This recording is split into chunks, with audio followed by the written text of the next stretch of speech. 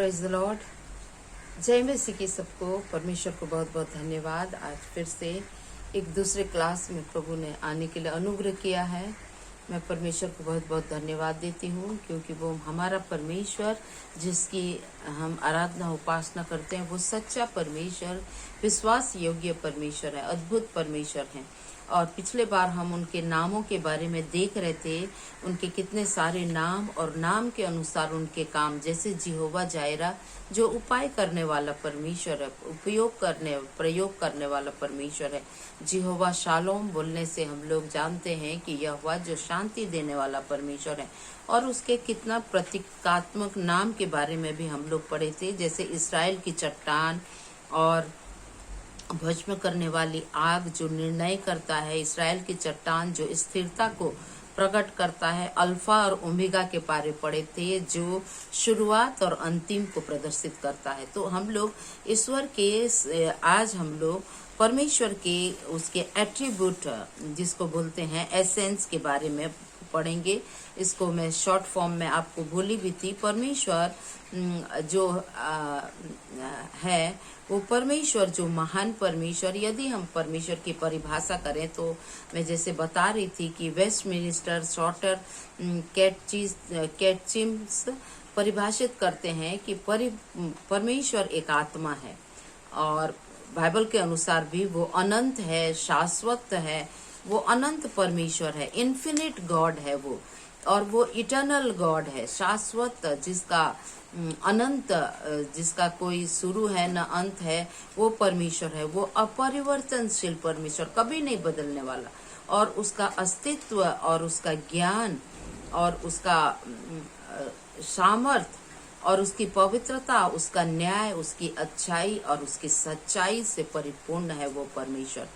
और हम लोग देखेंगे कि परमेश्वर का जो एसेंस, मतलब उनके जो सार हैं, उनके बारे में हम लोग आज देखेंगे। जैसे कि हम लोग जानते हैं कि हमारा परमेश्वर जो है अनंत परमेश्वर है, शाश्वत परमेश्वर है, और उसके कई सारे भाग हैं।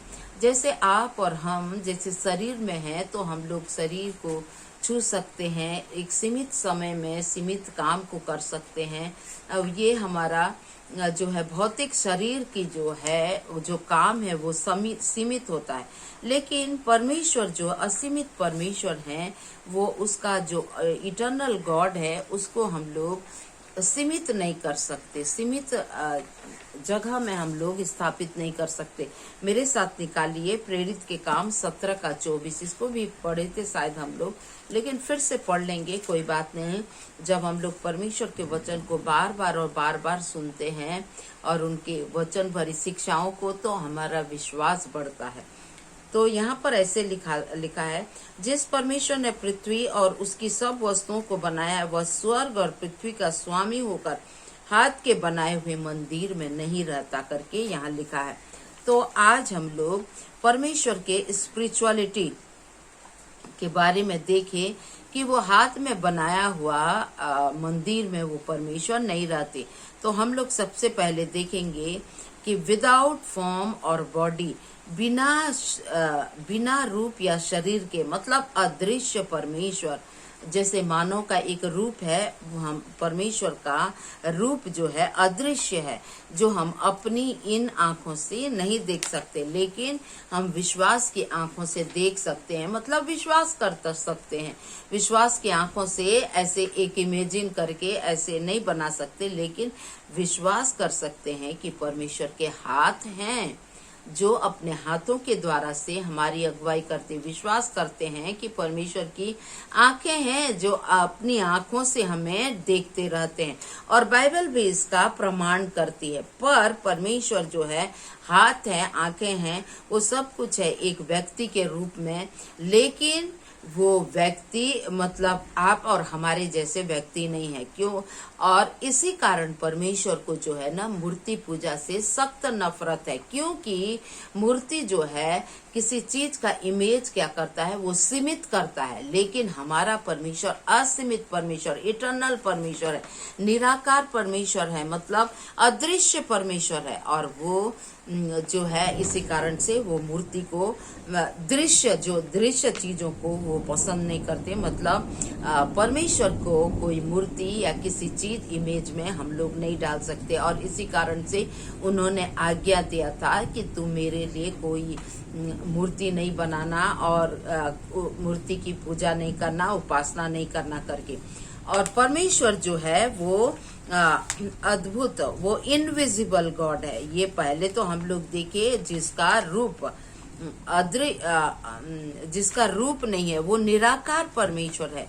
दूसरा हम लोग देखते हैं वो अदृश्य परमेश्वर है, जिसको हम लोग अपनी इन आंखों से नहीं देख सकते। भौतिक चीज हम लोग आंखों से देख सकते हैं, लेकिन जो हवा, जैसे हवा जो है, परमेश्वर ने हवा को बनाया है। आदम हवा का बात नहीं बोल रही हूँ मैं, ऑक्सीजन हवा का बात कर रही हूँ। ये हवा जो है हमारे लिए कितना महत्वपूर्ण है, लेकिन जब हम लोग देखते हैं कि हवा, ऑक्सीजन के बगैर इंसान रह नहीं सकता, ठीक उसी तरह से हम लोग देख नहीं रहे, लेकिन हम लोग विश्वास कर रहे हैं कि हम लोग कोई चीज, अदृश्य चीज जो है हम अपने अंदर ले रहे हैं और वो हमको जीवित रख रहा है। ठीक उसी तरह से परमेश्वर जो है अदृश्य है। और अब हम लोग पहला तिमोथी 1:17 को पढ़ेंगे और यहाँ पर देखेंगे परमेश्वर के बारे में कुछ महत्वपूर्ण बात लिखा है। यहाँ पहला तिमोथी 1:17 यहाँ लिखा है कि अब सनातन राजा अर्थात अविनाशी, जो कभी नाश नहीं होने वाला, अनदेखे, जो हम लोग देखते नहीं, एकमात्र परमेश्वर का आदर और महिमा युगानुयुग होती रहे करके ये यहाँ पे लिखा गया है। तो ये हमारा परमेश्वर जो है ये अदृश्य परमेश्वर है। पहला तिमोथी 6:16 में भी ऐसे ही कुछ बातों को लिखा है, उसको भी हम लोग पढ़ेंगे। और अमरता केवल उसी की है, मतलब परमेश्वर की है, और वह अगम्य ज्योति में रहता है और न उसे किसी मनुष्य ने देखा और न कभी देख सकता है। उसकी प्रतिष्ठा और राज्य युगानुयुग रहेगा। तो कोई मनुष्य नहीं देख सकता, परमेश्वर को देख के जीवित नहीं रह सकता। और प्रभु यीशु परमेश्वर ने जब मूसा उसको देखने के लिए चाहे और परमेश्वर से विनती किए, तो परमेश्वर ने मूसा से भी कहा कि कोई मनुष्य मुझे देखकर जीवित नहीं रह सकता और मैं तुम्हें अपना पीठ, अपनी भलाई को दिखाऊंगा करके मूसा को परमेश्वर ने कहा था। तो इस तरह से देखते हैं कि हमारा परमेश्वर जो अदृश्य परमेश्वर है। और यहाँ हम लोग निर्गमन 24:9 से 12 में भी पढ़ते हैं। और मनुष्य के लिए परमेश्वर जो है, मनुष्य के लिए परमेश्वर की सभी अभिव्यक्तियां आंशिक हैं। केवल यीशु ने जो पिता के साथ निकटतम में रहता है उसको पूर्णतः देखा है। इसीलिए यीशु मसीह बोलते हैं, जिसने मुझे देखा वो उसने पिता को देखा। मैं पिता में हूँ और पिता मुझ में है करके वो बार बार बोलते थे। और भगवान हिंदी में बोलते हैं। परमेश्वर जो है, तीसरा हमारा पॉइंट, पहला परमेश्वर का जो स्पिरिचुअलिटी का पॉइंट है, परमेश्वर जो है निराकार है। दूसरा परमेश्वर अदृश्य है। तीसरा परमेश्वर जीवित परमेश्वर है। ये परमेश्वर जीवित परमेश्वर है और उनका नाम आई एम है। मैं पिछले बार भी शॉर्ट फॉर्म में बोली थी, उनका नाम आई एम है। और जब मूसा ने बोला कि मैं किस नाम से आपको, वो लोग जब पूछे, मिस्री लोग पूछे, फिरौन पूछे, तो मैं क्या बोलूं, कौन सा नाम बताऊं, तो परमेश्वर ने कहा कि मैं हूँ बोलना। मैं जो हूँ सो हूँ भी प्रभु बोलते हैं। तो उनका नाम मैं हूँ, मतलब प्रेजेंट, हमेशा परमेश्वर जीवित है। जीवित इंसान ही मैं हूँ, आई एम बोल सकता है। जो लोग मुर्दे रहते हैं वो लोग आई एम नहीं बोल सकते, वाज बोलेंगे उनके लिए, ही वॉज और सी वॉज बोलेंगे। लेकिन हमारा परमेश्वर आई एम परमेश्वर है। वो महान परमेश्वर है, अन्य देवताओं से अलग है। वो देवता तो मूर्ति को बनाते हैं और वो तो उसमें आंख कान नाक, जैसे बाइबल में लिखा है उनकी आंखें तो हैं देख नहीं सकते, कान तो हैं सुन नहीं सकते, ठीक उसी तरह से वो कुछ भी नहीं कर सकती क्योंकि वो मनुष्य के बनाए चीज है और वो अपने जगह से हिल डुल नहीं सकता। लेकिन हमारा परमेश्वर जीवित है। जब हम परमेश्वर को पुकारते हैं वो सुनते हैं और अपने सही समय में जो हमारे लिए भलाई है उस काम को हमारे जीवनों में करते हैं। तो ये है हमारे परमेश्वर जो निराकार परमेश्वर है और जो अदृश्य परमेश्वर हैं, जो जीवित परमेश्वर हैं।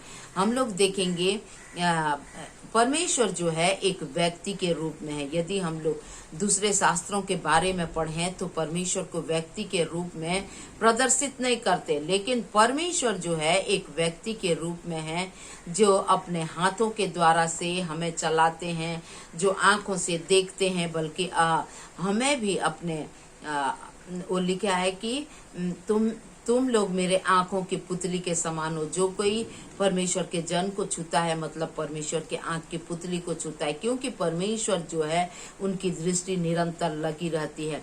और हम लोग यशायाह का किताब में पढ़ते हैं परमेश्वर की दृष्टि निरंतर पृथ्वी पर घूमती रहती है ताकि देखे कि कौन नम्र है, कौन खेदित है, और उस पर अपनी सामर्थ को प्रकट करने के लिए परमेश्वर जो है देखते रहते हैं। तो परमेश्वर जो है ये एक व्यक्ति के रूप में है, और जैसे व्यक्तियों में होता है, जैसे इंसानों में होता है प्रेम दया, और ये परमेश्वर ने ही दिया है, उसी तरह से परमेश्वर में भी है। और उसी तरह से जैसे हाथों से काम करना, आंखों से देखना, तो परमेश्वर भी वैसे करते हैं। कानों से सुनते हैं, आंखों से देखते हैं, हाथों से काम करते हैं। और परमेश्वर की करुणा जो है अपरंपार है। भजन संहिता 20 का 9 और 7 को हम लोग पढ़ेंगे। भजन संहिता 20, भजन संहिता, हालेलुया जीसस,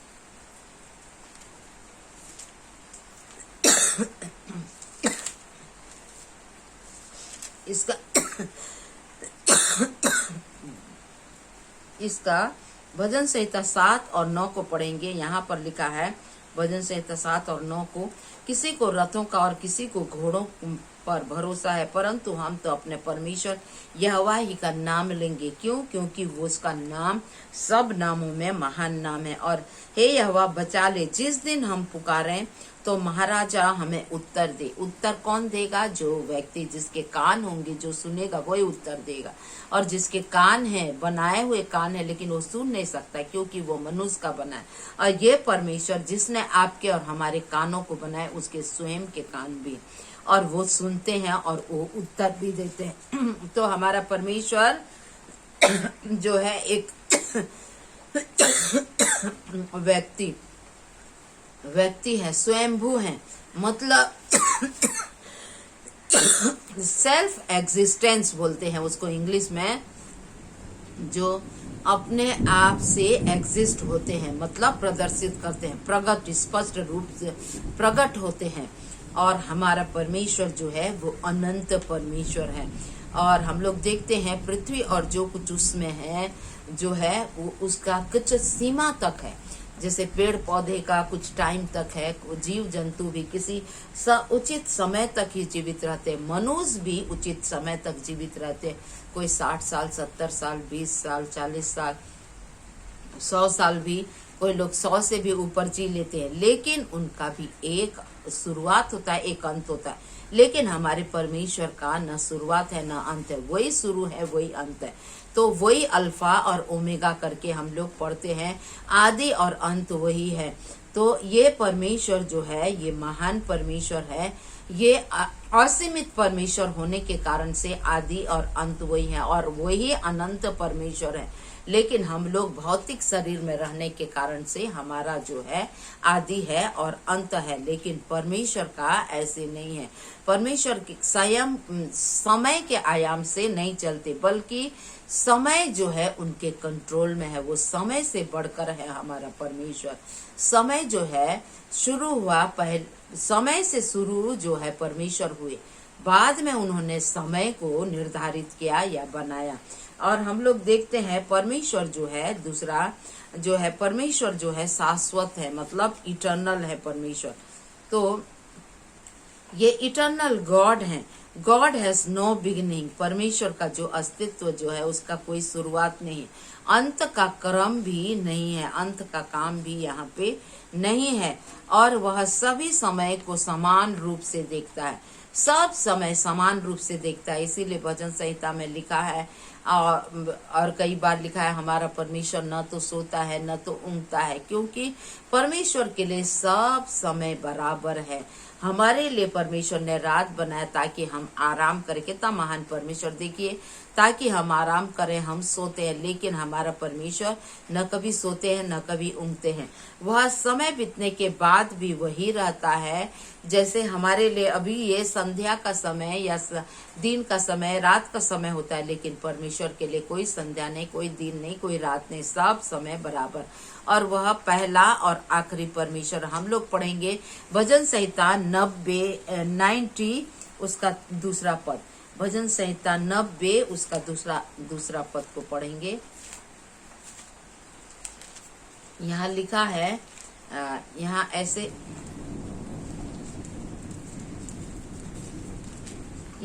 लिखा है, इससे पहले कि पहाड़ उत्पन्न हुए या तूने पृथ्वी और जगत की रचना की, वरन अनादिकाल से अनंत काल तक तू ही परमेश्वर है करके लिखा है। और हम लोग पढ़ेंगे वही भजन संहिता 102 का 27, 102 का हम लोग 27 को पढ़ेंगे। यहाँ पर लिखा है, परंतु तू वही है और तेरे वर्षों का अंत नहीं होने का लिखा है। तो हमारा परमेश्वर जो अद्भुत परमेश्वर है, प्रेमी परमेश्वर है, वो अनंत परमेश्वर है और सब समय उनके लिए एक ही जैसा है और कोई समय आगे पीछे नहीं है। और सबसे पहला में भी लिखा है, परमेश्वर जो है समय का निर्माता है। आदि में वचन था और आदि में परमेश्वर ने आकाश और पृथ्वी की सृष्टि की करके उत्पत्ति 1 का 1 में हम लोग पढ़ते हैं। तो हमारा परमेश्वर जो है सृष्टि से पहले ही, और उन्होंने सृष्टि किया, बाद में उस समय को उन्होंने बनाया। परमेश्वर के पास भूत, वर्तमान और भविष्य काल नहीं है। जैसे हमारे पास है ना पास्ट, प्रेजेंट और फ्यूचर, वैसे परमेश्वर के पास नहीं है। सब कुछ समान रूप से और स्पष्ट रूप से परमेश्वर जानते हैं। वह यह सच है कि परमेश्वर नहीं बदलते, परमेश्वर कभी नहीं बदलते और परमेश्वर जो है एक समान रहते हैं। उनका अस्तित्व जो है हमेशा एक समान रहता है। तो ये परमेश्वर जो है, ये अद्भुत परमेश्वर, अपरंपार परमेश्वर हैं, जो करुणा और दया करने वाला परमेश्वर है, जिनका जो है हम लोग वर्णन अपने शब्दों से नहीं कर सकते। लेकिन परमेश्वर चाहते हैं जितनी बातों को लिखा गया है उन बातों को हम लोग जाने, सुने और परमेश्वर के खोजी हों। पर विशेष करके उसके दर्शन के खोजी होने के लिए परमेश्वर ने कहा है।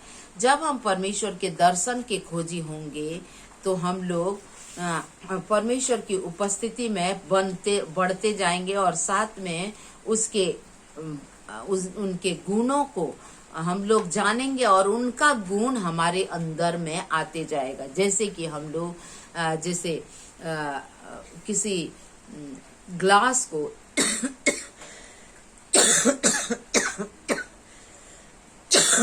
किसी ग्लास को हम लोग लाइट के सामने रखेंगे तो जैसे ये ग्लास के ऊपर लाइट आएगा और लाइट जो है यहाँ से रिफ्लेक्ट होके दूसरे में जाएगा। जैसे सूरज के किरणों के सामने में आईना को रखेंगे तो आईना से सूरज का किरण आएगा और वहां से फिर रिफ्लेक्ट होके दूसरा जगह में जाएगा। बचपने में बच्चे लोग आईना को दिखा दिखा के लाइट को इधर से उधर ले जाते हैं। ठीक उसी तरह से जब हम लोग एक्सक्यूज मी जब हम लोग परमेश्वर के करीब जाते हैं, मतलब प्रार्थना के द्वारा से उनको जानने की इच्छा करते हैं वचन पढ़ करके, तो उनका लाइट जो है हमारे अंदर में आता है और वो लाइट जो है हमारे जीवनों से जाके रिफ्लेक्ट होता है। और इसी कारण परमेश्वर चाहते हैं कि हम परमेश्वर को जाने। और यदि होशे नबी का किताब पढ़ेंगे तो वहां पे लिखा है, मेरे ज्ञान के न होने से मेरी प्रजा नष्ट हो रही है।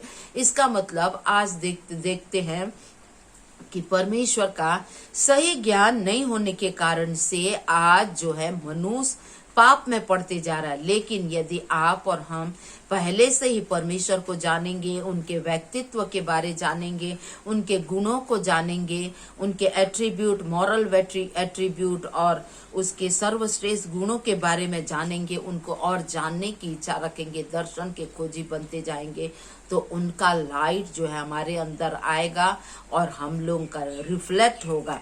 तो आज हम लोग नेक्स्ट टाइम देखेंगे परमेश्वर के गैर नैतिक गुण। मतलब ऐसा भी गुण है परमेश्वर का जैसा गुण किसी इंसान या किसी और से हम लोग कंपेयर नहीं कर सकते। कुछ गुण तो हम लोग लोगों से या अपने आप से हम लोग देख सकते हैं। परमेश्वर के गुण को हम लोग अपने जीवनों में भी देख सकते हैं। जैसे परमेश्वर प्रेमी है तो वैसे प्रेम परमेश्वर ने हमारे जीवनों में डाला।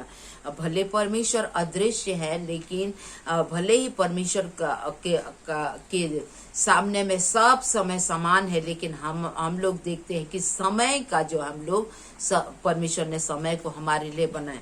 तो कुछ गुण ऐसे हैं, परमेश्वर जैसे जीवित है उन्होंने हमें जीवित रखा है। तो लेकिन कुछ ऐसे गुण भी हैं परमेश्वर के जो कभी किसी से मेल जोल नहीं खाता। इसी कारण हमारा परमेश्वर मैचलेस परमेश्वर है, जो किसी के साथ मेल मिलाप, किसी के साथ उनका गुण मिलता नहीं।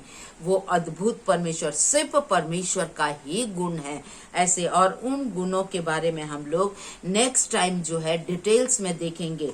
और वो गुण जो है वो क्या है कि मैं शॉर्ट फॉर्म में बोलती हूँ उन गुणों को, और बाद में नेक्स्ट टाइम में हम लोग उन गुणों के बारे में डिटेल्स में जाएंगे। वो गुण है ओमनी प्रेजेंस बोलते हैं इंग्लिश में, जिसका मतलब है सर्वव्यापी। हम लोग मनुष्य लोग भौतिक रूप में हैं, तो मनुष्य जैसे मैं अभी इस जगह में हूँ तो किसी और जगह में मैं नहीं रह सकती, क्योंकि मेरा शरीर भौतिक है, सीमित है। उसी तरह से आप भी अभी जिस समय में जो काम कर रहे हैं वही काम को कर रहे हैं। और आप अभी मान लो आप पढ़ाई के क्षेत्र में अभी हैं, किसी हॉस्टल में या किसी जगह में हैं, तो उसी समय आप घर में नहीं रह सकते। तो ठीक उसी तरह से जो है, लेकिन परमेश्वर जो है ओमनी प्रेजेंस। यदि मैं परमेश्वर को यहाँ से पुकारती हूँ तो परमेश्वर मेरी प्रार्थना को सुनते हैं। आप अपने जगह से पुकारते हैं, उनकी प्रार्थना को सुनते हैं, क्योंकि हमारा परमेश्वर सर्वव्यापी हर जगह में व्याप्त है। और बाइबल में लिखा है, स्वर्ग उनका सिंहासन, पृथ्वी उनकी चरणों की चौकी। परमेश्वर के लिए हम कैसा मंदिर बनाए? क्या परमेश्वर हमारे हाथ के बनाए मंदिर में समा सकता है? नहीं। परमेश्वर सर्वव्यापी परमेश्वर है, सब जगह में उपस्थित। अभी यहाँ उपस्थित है, आपके पास उपस्थित है, बाहर उपस्थित है, सर्वव्यापी परमेश्वर है। नेक्स्ट टाइम पद के अनुसार से हम लोग पढ़ेंगे और देखेंगे। और परमेश्वर जो है ओमनिशिएंट, मतलब सब तरह का ज्ञान, परमेश्वर सब बातों को जानते हैं। हम लोग तो बस अभी क्या हमारे जीवन में हो रहा है जानते हैं, लेकिन आगे क्या होगा हम लोग नहीं जानते। लेकिन परमेश्वर आगे हमारे जीवन में क्या होगा वो सब भी जानते हैं। पिछला क्या हुआ था, अभी क्या हो रहा है, आगे क्या होगा, वो सब जानते हैं। और इसी कारण से उन्होंने सृष्टि के पहले से सब कुछ योजना बना के रखा। और इफिसी 2:10 में भी लिखा है कि परमेश्वर ने सृष्टि के पहले आपको और हमको भले काम करने के लिए परमेश्वर ने सृजा बोल के बाइबल में लिखा है। क्यों? क्योंकि वो जानते हैं, सब कुछ को जानते हैं। परमेश्वर जो है ऑल पावरफुल है, ओमनीपोटेंट परमेश्वर है। और हम लोग देखेंगे परमेश्वर अनंत है, परमेश्वर कभी बदलता नहीं। इन 5 पॉइंट को हम लोग नेक्स्ट टाइम देखेंगे, बाइबल के पदों से पढ़ के देखेंगे परमेश्वर के इन गुणों के बारे में। और आज हम लोग देखें कि परमेश्वर का जो गुण है, जो एसेंस है, वो महान परमेश्वर, वो गॉड इज इममटेरियल, वो भौतिक परमेश्वर नहीं है, वो अदृश्य परमेश्वर है, निराकार परमेश्वर है। उसके बारे में हम लोग देखे, वो इनविजिबल अदृश्य परमेश्वर है, उसके बारे में हम लोग देखे। 1 तिमोथी 6:16 में, 1 तिमोथी 1:17 में पढ़ के देखे। और परमेश्वर जो है जीवित परमेश्वर है, और हम लोग देखे उसके बारे में, वो जीवित परमेश्वर है। और जब भी हम पुकारते हैं जीवित है, इसीलिए हमारी प्रार्थना का उत्तर देते हैं। यिर्मयाह 10:10 पढ़ने से पता चलेगा, यूहन्ना 5:26 में। और परमेश्वर जो है एक व्यक्ति परमेश्वर है। जैसे एक व्यक्ति के जीवन में होता है, वैसे परमेश्वर जो है एक व्यक्ति के रूप में है। उसके हाथ का नाक है, और परमेश्वर मैं हूँ कहने वाला उनका नाम है। परमेश्वर जो है भजन संहिता 20:7 और 9 में पढ़े, और हम लोग उत्पत्ति 12:8 में भी पढ़ने से देखेंगे कि परमेश्वर महान और सम्मान और ऐसा महान परमेश्वर है जो व्यक्ति के रूप में आप और हमारे जीवन में वो कार्य करते हैं। परमेश्वर स्वयंभू है। स्वयंभू का मतलब सेल्फ एग्जिस्टेंस। परमेश्वर स्वयं को प्रकट करने वाला परमेश्वर है। मैथ्यू उसका पढ़ेंगे, हम लोग पढ़े नहीं थे। मत्ती उसका 6:25 से लेके 33 तक पढ़ेंगे। मत्ती 6:25 से लेके 33 तक पढ़ेंगे। तो यहाँ पर ऐसे लिखा है, 6:25 से 33 तक किस तरह से लिखा है, इसीलिए मैं तुमसे कहता हूँ कि अपने प्राण के लिए चिंता नहीं करना। क्यों बोलते हैं? क्योंकि वो स्वयं एग्जिस्ट होने वाला परमेश्वर है। सही समय में सही रीति से हमें हर एक चीजों की उपलब्धि कराने वाला परमेश्वर है। इसीलिए बोलते हैं ना, अपने प्राण के लिए चिंता न करना कि क्या खाएंगे और क्या पिएंगे, और न अपने शरीर के लिए कि क्या पहनेंगे। क्या प्राण भोजन से और शरीर वस्त्र से बढ़कर है? हमारे शरीर से बढ़कर ये वस्त्र नहीं है। ये वस्त्र जो है, हमारा शरीर बड़ा है, क्योंकि ये वस्त्र तो मनुष्य का बनाया हुआ है और ऐसे भी चला जाएगा, लेकिन ये शरीर जो है परमेश्वर का बनाया हुआ है, और ये शरीर जो है ये बढ़कर है, और परमेश्वर हमारी इसकी चिंता करते हैं। जैसे यहाँ लिखा है, आगे में पढ़ेंगे, परमेश्वर गौरैयों की चिंता, आकाश के पक्षियों की चिंता करते हैं। तो उनसे तो बढ़कर हम लोग मनुष्य लोग हैं, तो क्या परमेश्वर तुम्हारी चिंता नहीं करेंगे? लिखा है इसमें, क्यों परिश्रम करते हो? सुलेमान भी ऐसे कपड़े नहीं पहनता था जैसे घास पहनते हैं, और इतना अच्छा भोजन करते हैं, जानवर, पेड़, चिड़िया, ये सब, और बिना परिश्रम के परमेश्वर उनको पालता है। और यदि हम लोग भजन संहिता पढ़ें तो वहां तो लिखा है कि परमेश्वर ऐसे मुट्ठी को खोलते हैं और सारे प्राणियों को आहार से तृप्त कराते हैं, लिखा है। तो इसीलिए हमें चिंता नहीं करने के बारे में दिया गया है, क्योंकि हमारा परमेश्वर जो हमारे संग रहते हैं, वो जीवित परमेश्वर हमारे संग संग है। और इसी कारण से हमें किसी भी बात की हमें चिंता नहीं करनी चाहिए। प्रेरित के काम 17:25 में भी हम लोग उसके अस्तित्व के बारे में, उसके मौजूदगी के बारे में हम लोग पढ़ सकते हैं।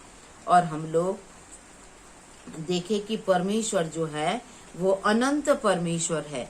इसका कोई आदि नहीं, शुरू नहीं है और अंत नहीं है, बल्कि अंत पीढ़ी से पीढ़ी तक जैसे भी है वैसे ही चलता रहेगा, क्योंकि हमारा परमेश्वर अनंत है। जब तक उसके काम, उनकी इच्छाएं पूरी ना हो जाए, तब तक ये चलते ही रहेगा। तो अनंत परमेश्वर है, उसका उस समय में हम उसको बांध के नहीं रख सकते। और हम लोग चौथा पॉइंट देखें कि परमेश्वर जो है इटर्नल परमेश्वर है, वो अनंत परमेश्वर है, वो शाश्वत। अनंत का अनंत का मतलब होता है इन्फिनिट, और शाश्वत का मतलब होता है इटर्नल। इन्फिनिट मतलब असीमित, उसका कोई सीमा में बांध के नहीं रखते, और इटर्नल मतलब अनंत, हमेशा हमेशा के लिए।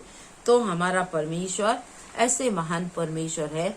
इस महान परमेश्वर, जो महान परमेश्वर है, जो अनंत परमेश्वर है, वो परमेश्वर आपसे और हमसे बेहद प्रेम करते हैं। वो चाहते हैं कि हम उनके बारे में जानें और उनके समान उनके उनकी इच्छाओं को अपने जीवन में पूरी करें, क्योंकि वो चाहते हैं कि हम जब उनकी इच्छाओं को पूरी करेंगे और उनके करीब रहेंगे तो उनका रिफ्लेक्ट जो है हमारे जीवनों में होगा और हम पाप से, परीक्षाओं से बचते रहेंगे और परमेश्वर की महिमा करते रहेंगे।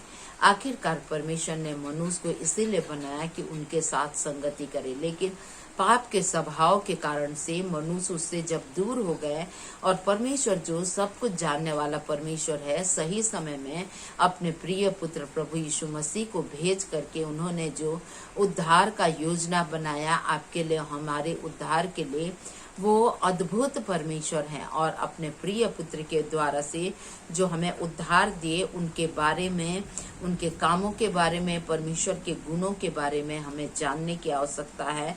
जितना चीज प्रकट के रूप में दिया गया है उनको हमें जानने की आवश्यकता है और उन सब को जब हम जानते हैं उससे हम ज्यादा प्रेम करने लगते हैं। जैसे एक पति अपने पत्नी को अपने ज्यादा करीब रखने से उससे उसको ज्यादा प्रेम होता है। एक प्रेमी अपने प्रेमिका को बार बार देखना या बार बार उसके साथ बात करने के लिए पसंद करता है ताकि उसका प्रेम जो है बढ़ता जाए।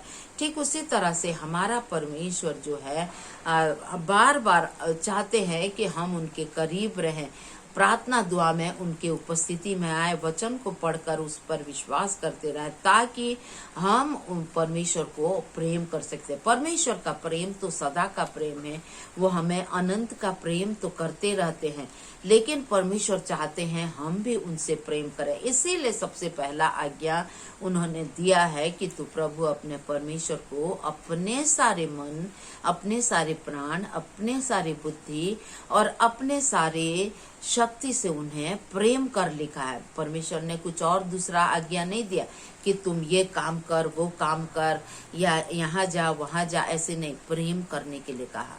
और वो प्रेम जो है हम लोग परमेश्वर को ज्यादा जान करके उसके करीब रह के कर सकते हैं, क्योंकि उनका गुण जो है जितना प्रकट है, यहाँ बाइबल में लिखा है व्यवस्था विवरण 29 यहाँ लिखा है गुप्त बातें, बहुत सारा गुप्त बातें जो है परमेश्वर यहोवा के वश में है, बहुत सारी गुप्त बातें, परंतु जो प्रकट की गई है वे सदा के लिए हमारे और हमारे वंश के वश में है। तो इसीलिए कि इस व्यवस्था की सब बातें पूरी की जाएं, इसीलिए हमारे और हमारे वंश के वश में है ताकि उन प्रकट किए हुए चीजों को हम लोग जाने, परमेश्वर के गुणों को जाने, उनके करीब आए और उनसे प्रेम करते रहे। हमारा प्रेम कभी भी ठंडा नहीं होना चाहिए और कभी भी कम नहीं होना चाहिए। याद रखिए बाइबल में प्रभु यीशु मसीह बोलते हैं कि अंत का समय आएगा तो बहुतों का प्रेम ठंडा हो जाएगा, लेकिन परमेश्वर का धन्यवाद हो कि उन्होंने वचन दिया है। ऐसा तो लिखा है जरूर, लेकिन हम प्रार्थना कर सकते हैं प्रभु हमारा प्रेम कभी ठंडा ना हो, बल्कि हमारा प्रेम और बढ़ता जाए, और उस प्रेम को बढ़ाने के लिए हमें मेहनत करने की आवश्यकता है। और वो कौन सा मेहनत? हमें वचन पढ़ना है, हमें प्रार्थना में लगे रहना है, हमें बार बार उनके बारे में सोचना है, मनन करना है, बातचीत करना है। जब हम ऐसा करते हैं तो परमेश्वर के गुणों के बारे में जानते हैं, उनके करीब आते हैं और हमारे अंदर और भी प्रेम उनके प्रति बढ़ते जाता है। और नेक्स्ट क्लास में हम लोग परमेश्वर के मॉरल एट्रीब्यूट के बारे में, उनके सार के बारे में हम लोग पढ़ेंगे और देखेंगे कि परमेश्वर कितना महान, कैसे सर्वव्यापी, सर्वज्ञानी और सर्वश्रेष्ठ परमेश्वर है, और उनके बारे में और भी जानेंगे और परमेश्वर को धन्यवाद देंगे। आइए हम लोग प्रार्थना करें और परमेश्वर को धन्यवाद दें। Hallelujah, Jesus hallelujah. प्रभु हम आपकी स्तुति, आपकी बड़ाई, आपकी प्रशंसा करते हैं। धन्यवाद इस क्लास के लिए। सचमुच में प्रभु, यदि हम लोग आपके बारे में जानने और सीखने की कोशिश करें तो बहुत हमारा समय कम है, जीवन भी कम है, क्योंकि आपकी करुणा हमारे जीवन से भी अति उत्तम है हे प्रभु। लेकिन आपका वचन कहता है जितनी बातें आपके ने प्रकट किया है उन बातों को जानने के लिए हम में से हरेक की समझ और बुद्धि, हमारे मन की आंखों को ज्योतिर्मय कर दीजिए प्रभु, कि हम आपके गहरे बातों को जान सके, उन गुणों को जान सके, आपके करीब रहे, कि आपके गुण हमारे जीवनों में रिफ्लेक्ट हो सके। प्रभु धन्यवाद इस क्लास के लिए प्रभु। आने वाले दिनों में और भी आपके मॉरल एट्रीब्यूट के बारे में अच्छे से डिटेल्स में जानने के लिए हमें आशीष दीजिए। इसको जितने बच्चे, जितने स्टूडेंट लोग सुनेंगे, एक एक को आशीष दीजिए प्रभु। आपका वचन कहता है यदि किसी को बुद्धि की घटी हो तो परमेश्वर से मांगे, जो बिना उलाहना दे उदारता से देता, और तुम्हें दी जाएगी। हे प्रभु, हम ये बुद्धि को अपने लिए, अपने बच्चों के लिए मांग लेते हैं, जो इस वीडियो को, जो इस लेक्चर को सुनेंगे प्रभु जी, मांग लेते हैं प्रभु जी, बुद्धि और ज्ञान से परिपूर्ण कीजिए प्रभु, कि आपकी उपस्थिति में बढ़ते जाए। धन्यवाद ये सुंदर समय देने के लिए, धन्यवाद सारी बातों के लिए हम धन्यवाद देते हैं, और अपने आप को आपके हाथों में समर्पित करते हुए इस प्रार्थना को आपके प्रिय पुत्र प्रभु यीशु मसीह के महान और सामर्थी नाम से मांगते हैं। आमीन आमीन आमीन। Thank you Lord, hallelujah Jesus, hallelujah. परमेश्वर को बहुत बहुत धन्यवाद। God bless you all, have a blessed day.